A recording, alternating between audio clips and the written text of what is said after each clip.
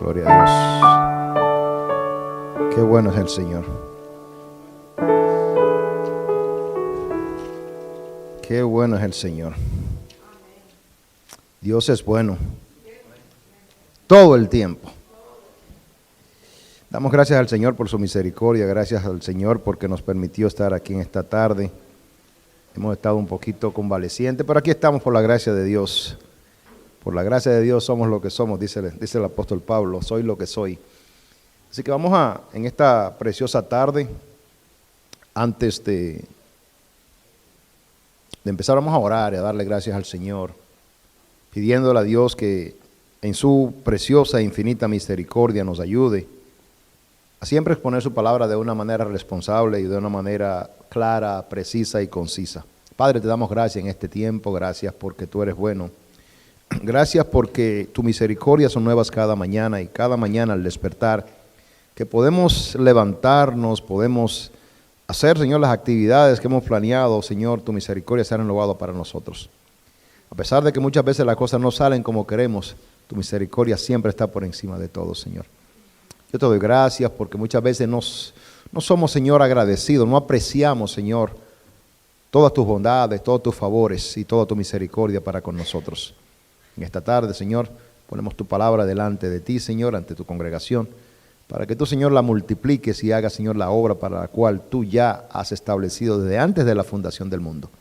Desde antes de la fundación del mundo ya estaba establecido que hoy nos íbamos a encontrar y que íbamos a compartir, Señor, lo que ya tú tenías preparado para esta iglesia y para nuestros corazones.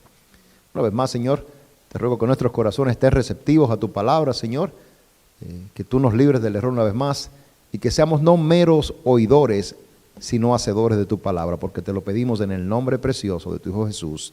Su iglesia dice, amén. Amén. Vamos a ir a la palabra de Dios. Usted tiene su Biblia, por favor. Yo quiero que usted la abra y vaya conmigo a la epístola del apóstol Pablo a los Efesios, capítulo 4, y vamos a leer 6 versículos por ahora. Efesios capítulo 4, versos 1 al 6, creo que lo leímos hace un ratito, pero ahí en su boletín también está.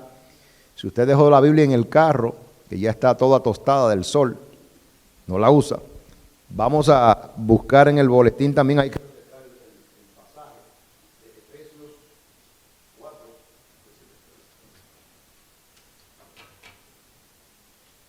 Ahora sí, listo. Efesios 4, versos 1 al verso 6, y vamos una vez a leer la palabra de Dios, honrando siempre al Padre, al Hijo y al Espíritu Santo. Amén. Amén. Dice así la palabra de Dios en Efesios 4, versos 1 al verso 6. Yo pues, preso en el Señor, os ruego que andéis como es digno de la vocación con que fuisteis llamados, con toda humildad y mansedumbre, soportándoos con paciencia los unos a los otros en amor, solícitos en guardar la unidad del Espíritu en el vínculo de la paz, un cuerpo y un espíritu, como fuiste también llamados en una misma esperanza de vuestra vocación, un Señor, una fe, un bautismo, un Dios y Padre de todos, el cual es sobre todos y por todos y en todos. Padre, añade rica bendición a tu palabra. Wow. Este es un pasaje precioso, mis amados, y es tan importante. El mensaje de esta tarde que vamos a compartir se llama la unidad de la iglesia. La unidad de la iglesia. ¿Por qué? Porque la palabra de Dios dice que Cristo viene por la iglesia Conexión solamente a buscarla cuando Cristo venga. Dice la palabra de Dios. Dice que viene por ¿cuántas iglesias? Fíjese que la palabra de Dios no le pone nombre. Nosotros le ponemos nombre a la iglesia, pero la Biblia dice que Él viene por una iglesia. Amén. Pero bueno, ¿y cuál será? ¿Cuál será la iglesia agraciada? No, lo que pasa es que de todas las iglesias que han sido fundadas, todas el Señor las convierte en una sola iglesia. Amén. O sea que de todo un conjunto de iglesias a nivel, escuche bien, universal, y eso es lo que se llama la iglesia universal, el Señor convierte todas esas iglesias y la hace una iglesia. Amén. Eso es muy importante. ¿Por qué? Porque tenemos hermanos en ciertas partes del mundo que ni siquiera nos imaginamos que tenemos. Tenemos hermanos en el Medio Oriente, tenemos hermanos en Europa, tenemos hermanos en Rusia, en Alemania, en España, tenemos hermanos en Irak, en Afganistán. Hay cristianos allí, ¿sí o no? Muchas veces pensamos que los hermanos son los que vienen el domingo y muchas veces nosotros aislamos nuestra fe y nos metemos en la burbuja de nuestra iglesia y de nuestra fe y de nuestra doctrina y todo lo que... No, hermanos, los de otra denominación también son hermanos. Porque Cristo, dice la palabra de Dios, que vino a morir por todos. Y todo el que cree en Él, todo el que confiesa su fe y profesa su fe y deposita su fe en Cristo, es un hermano. Que tenga diferente manera de alabar a Dios, pues bueno, cada quien tiene su manera de adorar a Dios. De hecho, en el capítulo 6 de Juan, los discípulos se alteran. Señor, hay un grupo allí que no son de nosotros y andan predicando. ¿Y cómo es eso? Pero están predicando el evangelio. Sí, pues entonces déjenlo que prediquen el evangelio. No son de grupito de nosotros, pero están predicando a Cristo. Y eso es lo importante, que profesen el nombre de Cristo. Recuerdo una vez, hace un tiempo, una hermana me dijo: pastor, me voy a cambiar de estado. Y yo no soy muy madura en esto. Yo no sé cómo discernir y cómo yo encuentro otra iglesia al lugar donde yo voy nueva. Eso está difícil porque yo, siendo bautista, digo, busco una iglesia bautista. Pero ¿qué pasa si esa persona donde va no hay iglesias bautistas? Pero hay iglesias que predican la fe verdadera. Hay iglesias que predican y exaltan el nombre de Cristo. Entonces no puedo enfocarme en denominación, porque Cristo no viene por una denominación. Cristo viene por una iglesia. Y le digo: hermana, si donde usted vaya predican y exaltan el nombre de Cristo, esa es su iglesia. Punto. ¿Por qué? Porque ahí usted no está tratando de discriminar, ¿no? Que es así. Hay personas creyentes, entre comillas, maduros, que los he escuchado decir: no, porque nosotros somos los que tenemos la razón. ¿Y qué te hace eso diferente a los discípulos que decían que solamente era lo que ellos dijeran? Y no era así. No, no podemos juntarnos con los samaritanos. Pero ¿y cómo que no? Y Cristo le demostró lo contrario. Se sentó. Cuando ellos lo vieron, dice: ¿qué pasó aquí? Señor, ella es samaritana. Bueno, yo vine a dar mi vida por todos. Por todos. En la epístola de los Efesios, Pablo le habla a esta iglesia que él levanta, él forma esta iglesia en Éfeso. Y Pablo le escribe esta carta para él explicar todas las cosas, cuando no hay tanto tiempo. Pero en el capítulo 1, Pablo ora por esta iglesia y le pide al Señor en la oración, en el capítulo 1, que Dios sea Cristo que abra los ojos de su entendimiento, para que esa iglesia pueda ver eso que el Señor le ha mostrado. En el capítulo 1, Pablo le dice que nosotros somos coherederos junto con Cristo de la gloria de Dios, que nosotros somos herederos de la gloria, que el Espíritu Santo nos ha salvado, que somos sellados con, dice la palabra de Dios, con las arras de la fe, que es el Espíritu Santo en nosotros. Y todas esas cosas y todas esas bendiciones que hemos recibido, bendito el Señor y Padre de nuestro Señor Jesucristo, que los bendijo en lugares celestiales, ¿se acuerdan? En capítulo 1 de Efesios, con toda bendición en los lugares celestiales en Cristo Jesús, dice él. Y todas esas bendiciones son parte de nosotros. En el capítulo 3, Pablo le dice que cuando Dios abra los ojos de nuestro entendimiento, como él dice y ora en el capítulo 1, Pablo vuelve y ora en el capítulo 3. En el capítulo 2 Pablo habla sobre la salvación, dice que es por gracia, por medio de la fe, no por obras para que nadie se gloríe, porque somos hechura suya, hecho en Cristo Jesús para buenas obras, los cuales Dios preparó de antemano para que anduviésemos en ella. Capítulo 3 Pablo dice, yo estoy orando ahora para que usted, que ya después que Dios le abra los ojos de su entendimiento, usted pueda ver todas las dimensiones del Dios al cual ahora usted adora. La altura, todo, él dice, todo. Usted tiene que leer eso a partir del verso 14. Le voy a dar una tarea en Efesios capítulo 3. Todas esas bendiciones que ahora tenemos, Pablo dice, son parte de un paquete. A nosotros no se nos ha llamado, y cada uno de nosotros tiene un llamado. Dice la palabra de Dios que Él nos llamó. La gente dice, yo ando buscando de Dios. Eso es mentira. Usted no puede buscar de Dios, porque cuando ya usted sale a buscar de Dios, porque ya Dios usted lo anda buscando. Y ese llamado que tenemos cuando nosotros respondemos como respondió Isaías, que dijo, heme aquí, Señor, envíame a mí. El Señor en su misericordia entonces te da un paquete de cosas que vienen junto con la salvación.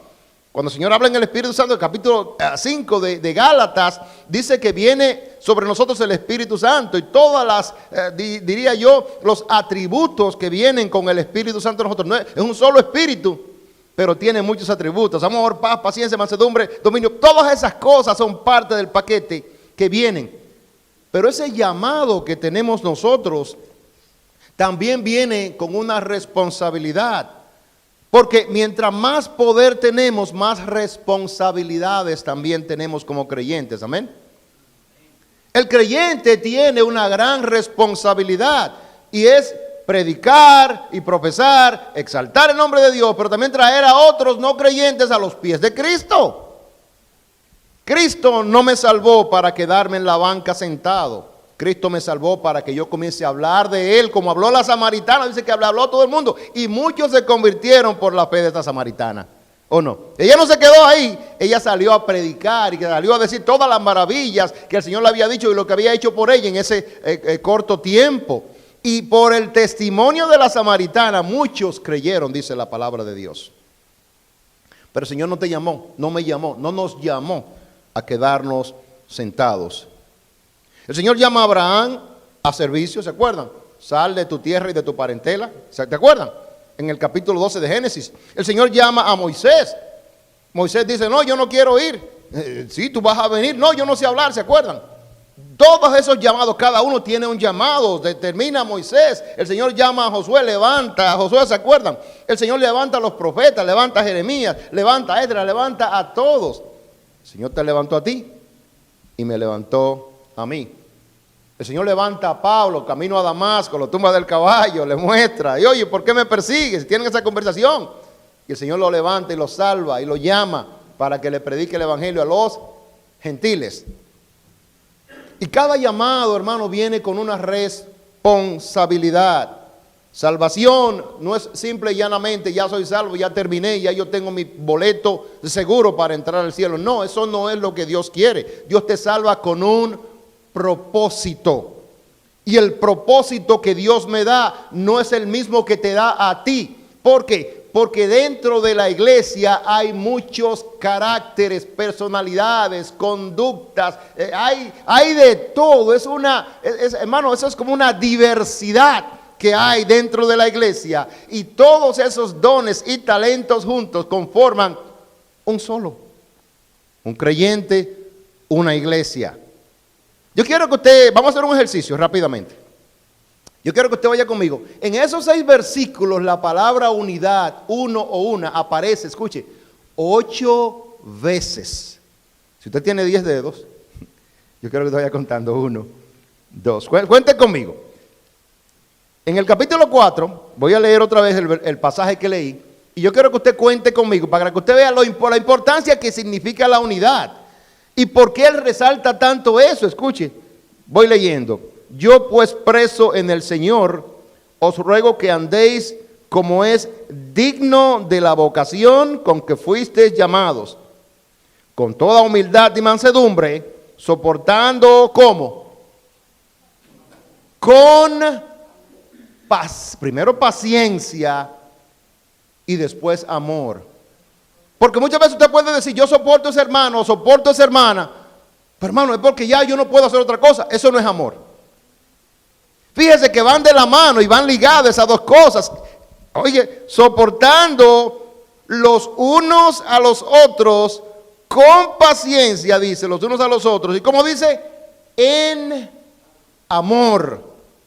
De la misma manera que el Señor me ha amado, debo yo amar a mi prójimo. Hermano, en capítulo 3 de Juan, capítulo 4 y capítulo 5, dice, pero ¿cómo yo puedo? Levante su mano si usted ama a Cristo. Pero ¿cómo yo puedo decir que amo al Señor que no he visto cuando yo no amo a mi hermano que lo tengo al lado?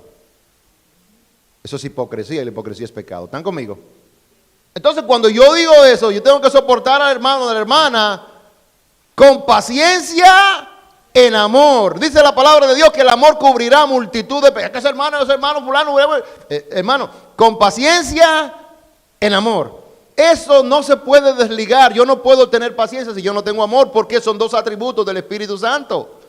¿Sí? Cuando yo voy a Gálatas capítulo 5, ¿cuál es el primer atributo? Porque el fruto del Espíritu es, y el segundo es, van ahí pegaditos, no se pueden desligar, porque es parte de una misma entidad del Espíritu Santo de Dios. Entonces, cuando él dice, soportándoos los unos a los otros, dice, con paciencia en amor. Verso 3, ¿están ahí? Perdón. Dice, solícitos en guardar. La palabra solícito es dispuesto. Yo estoy dispuesto, solícito es dispuesto. Estoy dispuesto que estemos, ya que tenemos la salvación, que nosotros podemos soportarnos con paciencia, en amor los unos a los otros. Ahora tengamos nosotros esto que dice acá, ¿no? Solícitos en guardar. Cuando la palabra de Dios me habla de guardar, no es algo que yo tengo, es algo que se me ha puesto en mis manos. En otras palabras, la unidad no es de nosotros, es de Dios. Porque dice que hay un solo mediador entre Dios y los hombres. ¿Quién es? Él es que empata todo. ¿Están conmigo? Usted y yo somos hermanos porque Cristo es nuestro Padre Celestial. Entonces, cuando yo lo veo así, yo digo, wow, qué bonito está eso. Él dice, solícitos en guardar la unidad del Espíritu. En otras palabras, a mí se me ha dado esa unidad. El Señor nos ha juntado. Y al juntarnos a usted y a mí, ahora usted y yo somos uno en Cristo. ¿Qué dice Pablo en Gálatas capítulo 2, 20? Él dice, con Cristo estoy juntamente crucificado, ya no vivo yo, sino que ahora Cristo vive. No dice él, es uno solo. El hombre se va a casar con su esposa y ahora serán una sola carne, ¿no dice? Amén. Bueno, solícitos en guardar, dice, la unidad del Espíritu en el vínculo de la paz. Wow, ya aquí hay tres atributos del Espíritu. Está el amor, está la paciencia, está la paz. Vamos bien. Verso 4. Contamos. Ahí te dejo con el miñiqui. Un cuerpo. Ahí va uno, ¿verdad? Uno. Unidad de uno. Vamos bien. Un espíritu. ¿Cuántos van? Dos. Unidad. Uno. Amén. Como fuiste también llamados en una misma esperanza, una, van tres, ¿verdad? Van contando. Una misma esperanza de vuestra vocación. Verso 5, un Señor, ¿cuántos van? Una fe, un bautismo, ya yo perdí la cuenta, yo sé que lo conté y son 8. Un Dios y Padre de todos, el cual es sobre todos y por todos y en todos. Son 8, usted lo cuenta y lo va subrayando y usted hace ese ejercicio para que usted vea la importancia de la unidad de la iglesia que el Señor ha formado y que el Señor pagó con su sangre en la cruz del Calvario para que nosotros podamos hacer lo que nosotros hacemos hoy. Amén. 6 veces. Pastor, ¿y cómo podemos nosotros guardar la unidad de la iglesia? Bueno, vamos a ver algunas cosas que nos van a ayudar a nosotros, porque recuerde que cuando usted le dan algo, usted dice, guárdeme eso ahí, usted toma medidas para guardar lo que le dieron, ¿sí o no? Usted lo pone debajo del matre, o lo mete en una caja de seguridad, o lo lleva al banco, ¿sí o no? Pero usted lo guarda, o lo guarda en un lugar estratégico donde usted sabe dónde está, ¿sí o no? Pero a nosotros se nos ha ordenado, no, el Señor está pidiendo, está rogando por la misericordia de Dios que guardemos esa unidad. Porque eso es importante. Hermanos, encontrar un grupo de personas que el Señor junte y estemos aquí con un mismo propósito, adorando al Rey de Reyes y Señor de Señores. Todos tenemos defectos, todos tenemos talento, todos tenemos virtudes, todos tenemos fallos, todos estamos dañados. La iglesia de Dios es un hospital donde todos estamos enfermos. Cuando yo entiendo eso, bueno, pues yo a fulano que anda cogiendo, está peor que yo. Pero usted está enfermo, usted no sabe tampoco. Muchas veces siempre vemos a otro que tiene falla, pero no veo las fallas mías. Y dentro de la iglesia todos fallamos. Todos, absolutamente todos. Entonces, ¿cómo yo puedo? Bueno, yo primero tengo que revisarme a mí antes de yo revisar a la otra persona. Tengo que mirarme en el espejo de la palabra. Antes de yo mirar y criticar, y yo tengo que ver cómo yo estoy andando, cómo yo estoy viviendo, cómo estoy viviendo la vida cristiana, cómo estoy haciendo la voluntad de Dios en mi vida, antes de yo ver cómo el otro le está yendo. Porque usualmente vemos la paja en el ojo ajeno y no veo la viga en mi propio ojo. Y eso no es guardar la unidad del Espíritu. Yo tengo que tener un testimonio y tengo que tener, hermanos, el legado que yo voy a dejar cuando ya yo parta de este mundo, después de haber sido cristiano, después de haber predicado la palabra de Dios, después de haber servido, de ser un siervo de Dios, después de estar viviendo la vida cristiana. ¿Cuál es el legado que tú vas a dejar? Cuando usted parte de este mundo, se va con el Señor viene a buscarlo. ¿Qué van a decirle usted como creyente? No, se lo sinvergüenza. Ese solamente era creyente de boca. Ese estaba metido como santurrón en la iglesia, pero su vida era un desastre. Y comienza, pero ¿qué legado? Escuche esto.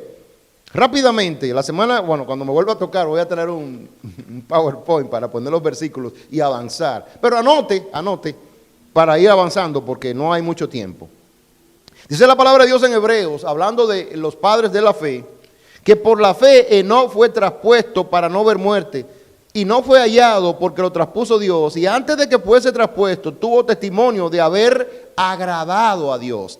O sea, mi vida cristiana, que yo estoy viviendo ahora como creyente, ¿está agradando a Dios? No a mi hermano, no a mi hermana, no al pastor, no a Dios, a Dios. ¿Está agradando a Dios? Porque los estándares son altos.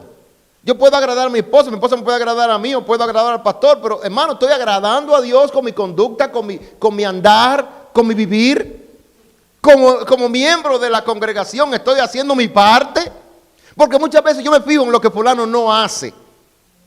Pero yo no me fijo en lo que yo dejo de hacer o no estoy haciendo. Entonces, hermano, es una unidad donde cada quien aporta un granito de arena para que podamos tener un tabique. El tabique, sin ese granito de arena, no es tabique. Le falta. Hermano, un 100%, si le falta un 0.1, no es 100%, 0.9999, no es 100%. Y ese granito que le falta, ese puede ser el suyo. Entonces, para que haya unidad, debemos aportar todos el granito de arena que nos corresponde. Como iglesia vamos a tener muchos retos. Una de las cosas que impide a la iglesia unirse y hacer el propósito para el cual Dios la ha levantado son las distracciones. El cristiano se distrae mucho, en muchos disparates, en muchas cosas que no vienen al caso, en pleitos, en contiendas, en chismes, en cosas que esto, que lo otro, y cualquier cosa puede molestarnos. Hermano, hay que mantener el enfoque. La palabra de Dios dice en Hebreo, puesto los ojos en Jesús, quien es el autor y consumador de la fe. Todo lo demás, hermanos, es distracción. Y cuando yo me distraigo y las cosas no salen como yo quiero, yo tiendo a desanimarme. Una de las herramientas más poderosas del enemigo, el Señor lo reprenda, es el desánimo. Cuando usted se desanima, usted no quiere nada, ni que le digan ni usted hacer. Nada usted quiere. Y va cuando quiere, llega cuando quiere, hace lo que puede. No. Desanimado. Pero cuando usted está bien animado, hermano, usted quiere abrir la iglesia. Usted quiere estar ahí, usted quiere hacer, ¿qué es lo que hay que hacer? Usted inventa cosas y vamos a hacer esto, vamos a salir, vamos a dar tratado, porque usted está animado. Pero cuando usted está desanimado, a usted le invitan y usted busca una excusa para no hacer. ¿Eso es unidad? No. Eso es división. O simple y llanamente distracción. Y Dios no quiere distracciones, Dios quiere que estemos puestos los ojos, en otras palabras, enfocados en el Señor. ¿Se acuerda aquel pasaje cuando se quejó Marta? Señor, pero mira, yo aquí apurada, haciendo miles de cosas. No es hacer miles de cosas, es enfocada en el Señor. Dice que María estaba a los pies de Jesús y estaba fijándose en todo lo que salía de la boca de Jesús. ¿Y qué dice la palabra de Dios? ¿Quién se llevó la mejor parte, Marta o María? El mismo Señor le dijo que María se llevó la mejor parte. Hermanos, voy a hacer un tipo de comparación para poder explicar esto de manera que se vea. No, como le dije, no tengo tanto tiempo, desafortunadamente. Pero hay un pasaje que podemos nosotros, quizás nos va a ayudar a ver. Yo quiero mostrarles rápidamente 6 aspectos de la unidad de la iglesia. Estamos hablando de la unidad de la iglesia. Y para poder ver eso, quizás esto que quizás nos va a ayudar a interpretar mejor y verlo a la luz de la palabra de Dios. Yo quiero que usted vaya conmigo a Lucas capítulo 5. Y vamos a ver del verso 17 al verso 20. En Lucas vamos a ver cómo se aplica este concepto en 6 aspectos. Esto no es exhaustivo.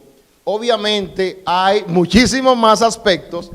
Pero yo quiero mostrarle por el tiempo que tenemos 6 aspectos que nos van a ayudar a entender la unidad de la iglesia y cómo aplicando estos aspectos nosotros podemos tener una iglesia más saludable para el Señor. Lucas capítulo 5, versos 17, usted lo tiene, usted dice amén. 5:17 dice así la palabra de Dios.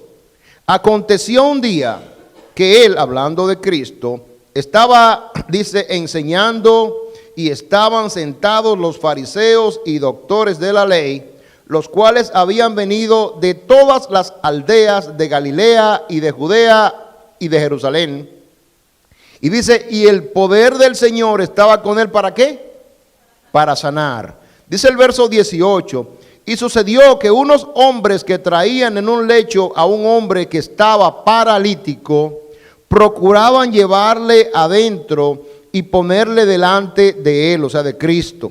Dice el verso 19, pero no hallando cómo hacerlo a causa de la multitud, subieron encima de la casa y por el tejado le bajaron con el lecho, poniéndole en medio delante de Jesús. Dice el verso 20, al ver la fe de ellos, le dijo, hombre, tus pecados te son perdonados.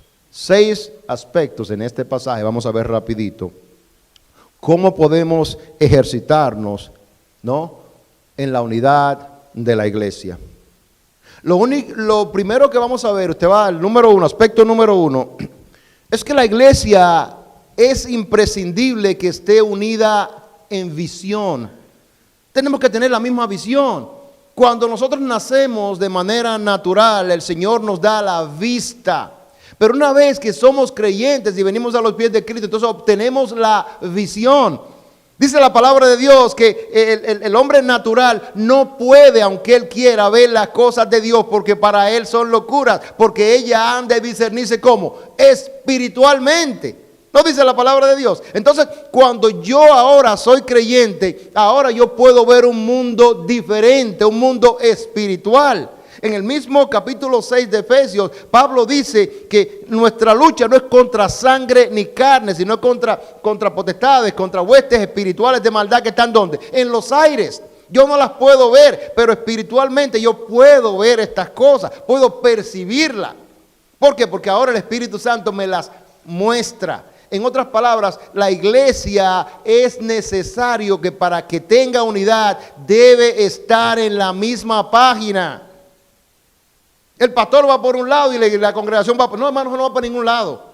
Sí, lo primero es que Dios le da la visión al líder, como se la dio a Abraham, como se la dio a Moisés, como se la dio a Josué. Cada profeta que Dios levantó le dio su visión. ¿Y qué hacía el profeta? Transmitía la visión que Dios le daba al pueblo de Dios, ¿sí o no? Cuando el pueblo obedecía, las cosas salían bien. Cuando el pueblo desobedecía, que cada quien hacía por su camino, las cosas salían mal, ¿sí o no? Pero cuando estaban todos conectados, hermanos, que todos estaban en un mismo sentir, las cosas iban diferentes. En el libro de Nehemías, capítulo 8, dice la palabra de Dios que el profeta Esdras levantó al pueblo de Dios y dice que tomó el libro de la ley y que el pueblo se unió como un solo pueblo para escuchar la palabra de Dios. ¡Wow! Eso es difícil, unir al pueblo de Dios como un solo pueblo, porque cada quien quiere andar por su lado y hacer lo que piensa que está correcto. El pueblo de Dios es necesario que tenga la misma visión. ¿Cómo lo vemos aquí? Vaya al verso 17 del capítulo 5 de Lucas. Dice: y aconteció un día que él estaba enseñando y estaban sentados los fariseos y doctores de la ley, los cuales habían venido de todas las... Dice acá en el verso 17 que un grupo de creyentes tuvieron la misma visión, que pensaron primero en aquel que estaba enfermo antes de pensar en sí mismo. Oye, por ahí está enseñando el maestro. Y este hombre él por él mismo no puede ir a ser sanado. Dice la palabra de Dios que en ese momento Cristo tenía el poder de sanación, que Dios estaba con él, que todo estaban las condiciones propicias para que este hombre recibiera lo que él necesitaba, ¿sí o no? Pero el hombre no podía llegar porque estaba paralítico y en una camilla. El hombre estaba en una litera y no podía ir para ningún lado. Ellos tuvieron la visión de que si ellos podían llevarle a él donde estaba el sanador, este podía recibir la sanación. Amén. Tuvieron esa visión y todos estaban en la misma página. Hablaron, se pusieron de acuerdo. Entonces dice la palabra de Dios que la iglesia no puede perder la visión de que el Señor nos ha puesto en la tierra. Escuche esto. Y si no se lleva nada a la casa, llévese esto hoy. El Señor no nos ha puesto aquí para recibir, sino para dar. Muchas veces venimos a ver qué es lo que no encuentran en todo. El Señor ya te dio todo lo que tú necesitas. En Cristo estamos completos. Cristo no nos salvó para recibir, sino para dar. ¿De qué vamos a dar? De lo que hemos recibido. De lo que yo he recibido, de eso doy. Como Pedro le dijo a aquel paralítico que estaba en el templo de la hermosa, que le dijo: oye, dame algo, dame una limosna. Pero yo no tengo oro ni tengo plata, pero de lo que tengo yo te doy, ¿sí o no? Levántate. Y le quitó la condición que tenía, la enfermedad que tenía. El hombre levantó y dice que saltó de alegría. Pero me estaba esperando una monedita de oro, una monedita de plata. No recibió nada de eso. No, pues tú no necesitas eso. Yo no tengo oro, yo no tengo plata, pero de lo que yo tengo, yo te doy. Ahora, anote esto. Usted no puede dar de lo que usted no tiene. Yo no puedo dar de lo que yo no he recibido. Y el Señor nos ha dado todo a nosotros. Absolutamente todo. Tanto ha dado el Señor, mucho más de lo que merecemos. Pero muchas veces somos mezquinos y no queremos dar de lo que hemos recibido. Y lo que yo guardo para mí se daña y se pudre. Yo no fui levantado, yo no fui separado, yo no fui salvado para recibir, sino para dar. Aspecto número 2. Número 1, visión. Número 2, esfuerzo. La iglesia tiene que jalar parejo, todo el mundo jalar para la misma dirección. Si uno jala para la izquierda y otro para la derecha, se va a romper el lazo, hermano. Pero si jalan los dos para el mismo lado, vamos a avanzar. No podemos cada quien jalar para un lado diferente, tenemos que jalar parejo. Amén. Escuche esto. Esfuerzo. Y sucedió que unos hombres que traían un lecho a un hombre que estaba paralítico. En otras palabras, eran 4 hombres y traían cada uno por una esquina e iban caminando en la misma dirección. ¿Para qué? Para llevar a este individuo donde necesitaba ir. ¿Están conmigo? Iban en la misma dirección. Pero si de esos 4 están así de frente y 4 están para el otro lado y van cada uno jalando, ¿a dónde va a llegar el hombre? A ningún lado, se va a quedar ahí. Entonces debemos nosotros de realizar el esfuerzo que estamos haciendo como iglesia de la misma dirección. ¿Cuál es la dirección? La dirección de Cristo, porque sabemos nosotros los creyentes lo que el Señor quiere que hagamos, ¿sí o no? Tenemos hermanos, nosotros como creyentes tenemos instrucciones, pero precisas de parte del Señor. Vayan por todo el mundo y prediquen el Evangelio. No dice Mateo capítulo 28, lo dice claro, que vayamos por todo el mundo, que prediquemos el Evangelio, que le prediquemos el Evangelio a toda criatura, ¿sí o no? Y yo escojo a quién le voy a predicar. No, a ese hermano se ve que necesita a Cristo. Oye, el otro que está aquí no. O sea que yo soy selectivo. El Señor no es así. Entonces, número 2, unidos en esfuerzo. Número 3, escuchen esto. Wow, y bueno, todas son importantes. Yo me emociono. Pero aspecto número 3 de la unidad de la iglesia debe estar unida en propósito. ¿Cuál es el propósito de nosotros? Adorar y exaltar el nombre de Cristo, ¿sí o no? Ir por todo el mundo a predicar el Evangelio. ¿Es el propósito, sí o no? ¿Para qué? Para que todo aquel que cree en Él no se pierda, mas tenga vida eterna. Yo tengo un trabajo que hacer. No me salvó el Señor, no me levantó el Señor para quedarme sentadito aquí, cómodo. Ay, la calefacción está muy fuerte, está muy débil, el aire no funciona. No fue para eso que el Señor me salvó, fue para yo hablar de Él. Y decirle todas las maravillas que Dios ha hecho en mi vida, todo el cambio, la transformación, todo lo que Dios está haciendo cada día que Él abre mis ojos en la mañana.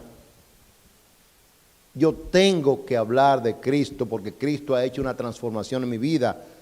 Yo no soy todavía el que yo quisiera ser, pero tampoco yo soy el que antes yo era.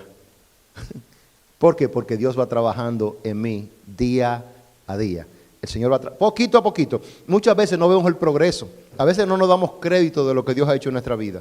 Pero un día despertamos y volvemos en sí como el hijo pródigo. Procuraban llevarle dentro y ponerle delante de Cristo. Ese era el propósito. ¿Para qué? Para que el Señor le sane. ¿Están conmigo? Tenían el mismo propósito. Iban caminando en la misma dirección. Repito, primero es visión. Segundo, que nos esforcemos de la misma manera. Tercero, que tengamos el mismo propósito. Cuarto, que nos unamos como iglesia en los tiempos difíciles. Mi mamá decía que los tiempos buenos mételos en casa porque los malos se meten solos. ¿Se acuerdan? Eso no es bíblico, pero tiene gran verdad. Yo puedo estar muy bien tranquilo y mañana me levanto y llego al trabajo y ya me da la carta de despido. Yo no lo estaba esperando. Yo voy confiado. Me voy de vacaciones, pero cuando viene a haber una tormenta cancelaron el vuelo y se perdió todo. Sí, porque Pastor nos manda de vacaciones ahora. Pero amados, nada es seguro, ¿sí o no? Yo puedo hacer planes y muchas veces hago planes y ni siquiera pongo a Dios delante. No siquiera digo si Dios lo permite, si Dios quiere, si Dios tiene misericordia. No, ya mañana yo... ¿Pero cómo es eso? ¿Sí o no? Así somos. Entonces dice el cuarto que tenemos que estar unidos en la dificultad. ¿Por qué?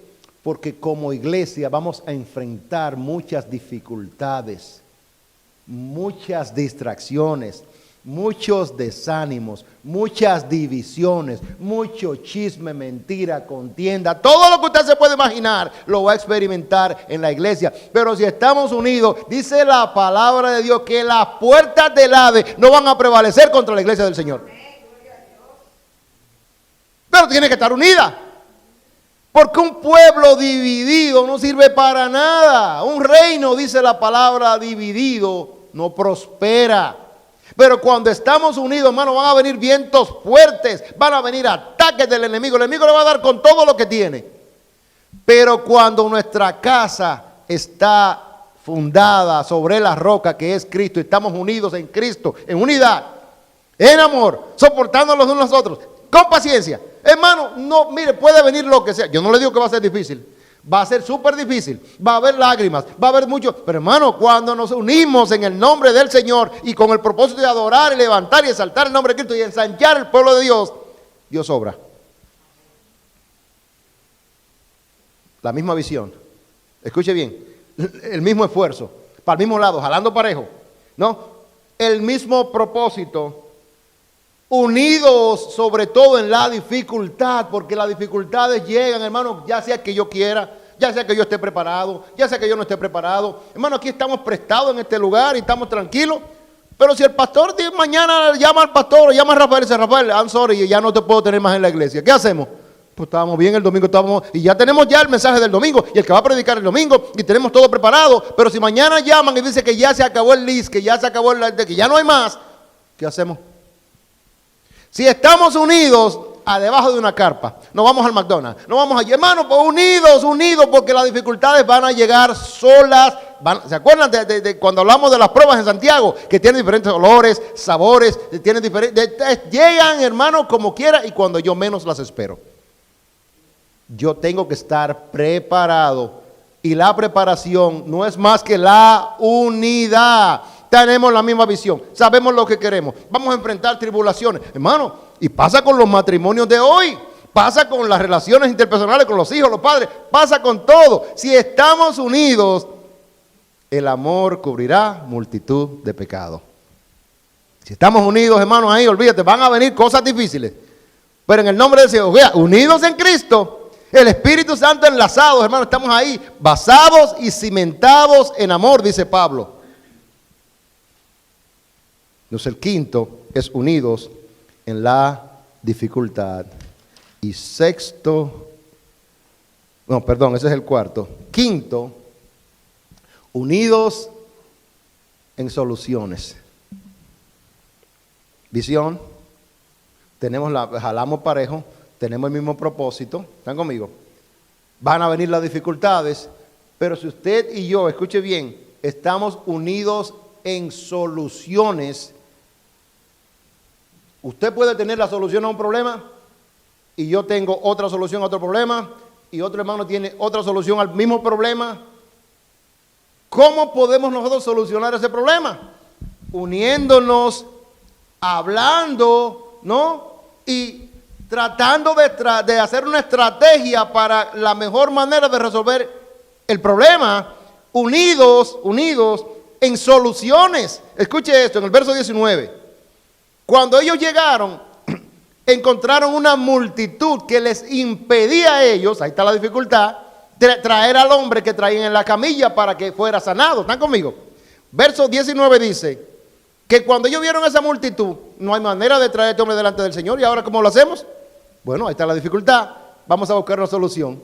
Entonces mire la solución que encontraron. Verso 19. Subieron encima de la casa y por el tejado le bajaron con el lecho, poniéndole en medio delante de Jesús. No, uno lee eso y piensa que, bueno, sí, no, espérese. Aquí hubo una conversación, porque ellos traían una camilla, 4 personas, 4 individuos, un enfermo acostado. Ellos no llevaron soga ni llevaron cuerda. Ahí no había una estrategia porque ellos no sabían con lo que se iban a encontrar. Ellos encontraron un problema y juntos lo solucionaron. Fulano, te vamos a esperar aquí. Ve y busca la soga que tiene fulano de amarrarla, el asno que tiene, el burro que tiene allí, tú la traes. Y entonces ahí conversando, ¿no? Tomaron la decisión de subir al techo. Pero no fue solamente, o sea, el techo no estaba descubierto. Hubo que descubrir, pero ¿y qué hacemos? Vamos a descubrir el techo, imagínense. Y aquí yo predicando, y ¡bum! Mira el techo. No era una soga de 2 pulgadas, ni de 1 pie, era una soga, 4 sogas largas para que se pudiera mantener el nivel del enfermo. Hermano, esto fue una logística muy grande. Y a uno lo lee y uno piensa que pasó así. No. Pastor, ¿y qué usted me está queriendo decir? Que las soluciones van a tomar tiempo, estrategia, plan. paciencia, esfuerzo, dones, talento, mucho brain, mucho cerebro. Pero sobre todas las cosas, unidad. Vamos a ponernos de acuerdo, porque muchas veces mi idea puede ser mejor que la tuya, pero a lo mejor la tuya a largo plazo dé mejor resultado. Pero muchas veces la cosa yo quiero que sea como yo digo. Eso no es unidad. Eso no es unidad. Unidad es que estemos de acuerdo. Muchas veces dice la palabra de Dios que para yo poder seguir a Cristo yo tengo que dejar quien yo soy. ¿No dice la palabra de Dios? Crucificarme cada día. Dice que yo tengo que olvidarme de quien yo soy. Mis derechos ya no son derechos. Porque cuando yo le di mi corazón a Cristo, mis derechos pasaron a ser los derechos del Señor. Y ahora como usted y yo en Cristo somos uno, usted tiene 50% y yo también 50%. Yo no soy mejor que usted, pero tampoco es mejor que yo. Dice la palabra de Dios, vamos más allá, que yo como creyente tengo que tener más alta estima de mi prójimo que la que tengo de mí mismo. Poner al prójimo más alto que yo. Pero ¿qué es lo que hacemos? Lo contrario. Siempre yo quiero ser mejor que el otro. Eso no va para... Señor, y en el reino de los cielos, ¿quién va a estar a tu derecha y quién va a estar a tu izquierda? Todavía tenemos esa mentalidad. Eso no va para ningún lado. El más pequeño aquí será el más grande en el reino de los cielos. Dice la palabra de Dios, no lo digo yo. Entonces ya, concluyendo, hermanos, unidos en soluciones, encontraron la solución de subir el individuo al techo, amarrarlo con la cuerda, bajarlo, abrir un hueco en el techo. Imagínense yo predicando aquí que me caiga un paralítico ahí, ¡bum! No, porque la palabra de Dios y me cae ese hombre ahí, ¿qué hago yo? Yo supongo que el Señor se asustó. El Señor se sorprendió cuando le cayó ese paralítico en el medio del púlpito, imagínense. Pero ellos tuvieron toda esta visión, hicieron todo esto que hicieron, todo el tiempo estuvieron unidos. Fíjense que todo lo que ellos están haciendo, hermano, esto es poderoso, porque todo lo que ellos están haciendo no es para ellos, es para el enfermo. Y están estrategizando, están planeando, están invirtiendo, están, hermano, visionando, todo para traer a este enfermo a los pies de Cristo. Y yo como creyente tengo un problemón dando un tratadito. Se me invita a evangelizar y meto 50,000 excusas. No falta el trabajo, pero falta la iglesia. Hermano, y hay muchísimas cosas que podemos ver, no que estamos hablando de nadie, pero estoy diciendo las cosas como son. Porque yo dije al principio que yo tengo que examinarme a mí mismo para ver dónde está mi fe. Y cuando yo me examino, entonces digo, wow, no, yo necesito hacer algo. Hermano, la iglesia de Dios no avanza porque no se une. Cada quien, no estamos en la misma página, no tenemos el mismo propósito, cada quien jala para su lado. Y esto no es así. Cristo es el centro de nuestra adoración, el centro de nuestro enfoque. Todo tenemos que enfocarnos en Él. Para que su nombre sea exaltado, yo tengo que dejar a un lado mis convicciones, mis derechos, mis propósitos, todo lo que yo quiero y anhelo. No, eso no va para ningún lado. Si yo quiero que Cristo sea exaltado, tengo que poner todo eso a un lado. Negarme a mí mismo, dice la palabra de Dios, y seguirle. Pero me cuesta. Último aspecto. El quinto dije que son soluciones. Y la iglesia, escuche bien, último, necesita estar unida en fe. Porque sin fe es imposible agradar a Dios. Dice el verso 20 que después de todo lo que ellos hicieron para que este individuo fuese llevado a los pies de Cristo, escuche esto, verso 20, al ver Jesús, ¿qué vio Jesús? Que le cayó la cama en los pies, que lo bajaron por el techo. Mire, él no, hermano, piense bien, que de todo lo que se hizo, el Señor vio la fe, no del enfermo, sino de aquellos. Hermano, pero pastor, ¿y qué me quiere decir eso? Hermano, ore por aquel que usted entiende, tiene un problema. El Señor escucha. Porque muchas veces el que está enfermo, el que tiene la necesidad, el que le falta el trabajo, le falta esto, no tiene la capacidad, ni la madurez, ni el conocimiento de pedirle al Señor como usted le va a pedir por él o por ella. Es a usted que Dios le oye, viendo Cristo la fe de los que hicieron el trabajo, se mantuvieron unidos en visión, en propósito, jalaron parejo, tuvieron el mismo enfoque, y resolvieron el problema entre ellos. Jesús no vio al enfermo, vio lo que ellos hicieron. ¡Wow! Pastor, entonces sí. Mano, ore por sus pastores, ore por los ministerios. Bueno, yo no sé, pero me gustaría ver la iglesia llena. Ore por ese propósito. Oremos como iglesia. Y pues me enteré del ayuno, pero qué bendición tan grande. Y lo que yo estoy predicando hoy, ustedes lo vieron la semana pasada en el transcurso del ayuno, ¿sí o no? Todos estaban en la misma página, unidos como un pueblo, ayunando. Bueno, que faltó fulano, hermano. Ahí estuvo la iglesia como iglesia.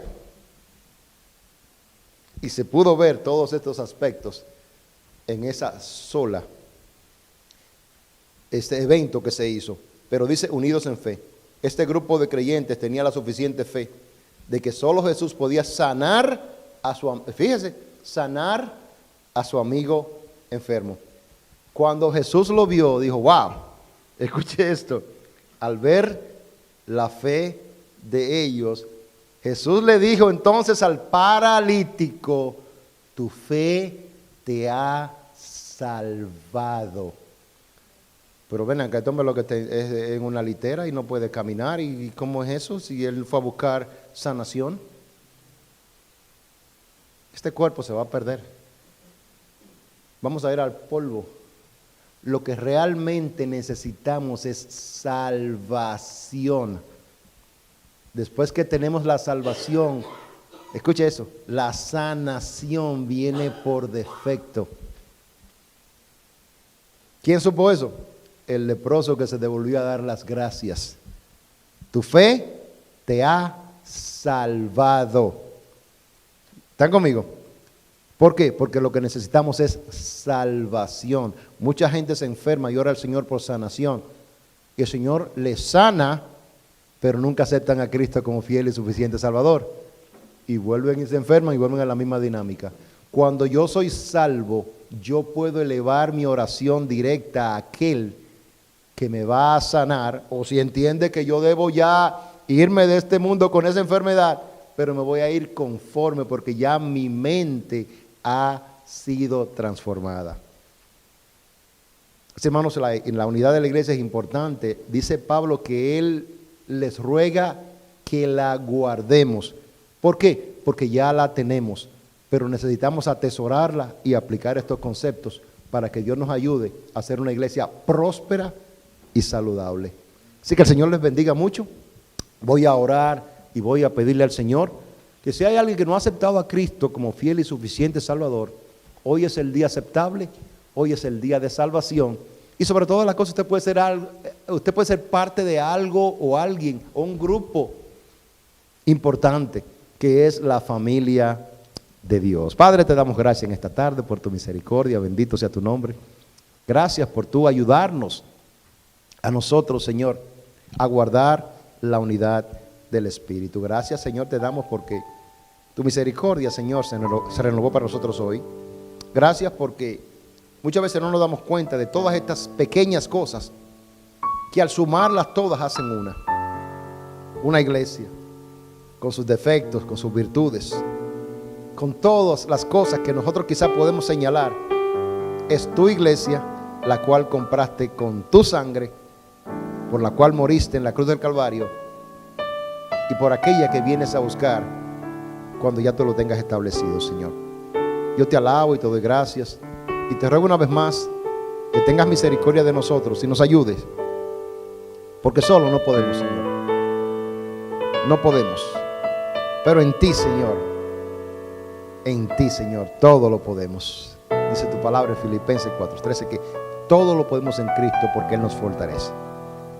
Así que te damos gracias y te pedimos que nos ayudes, Señor, y que tu misericordia sea siempre sobre nosotros. Pedimos estas cosas en el nombre de Jesús. Amén, amén y amén.